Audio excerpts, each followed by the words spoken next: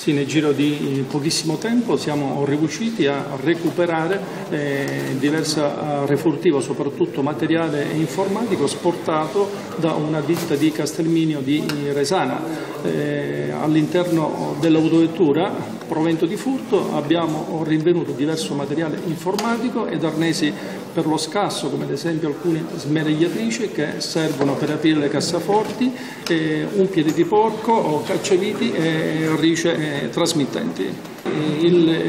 L'uomo, il cittadino rumeno arrestato, dovrà rispondere di riciclaggio in quanto sulla macchina rubato ha applicato alcune targhe di un'altra auto rubata.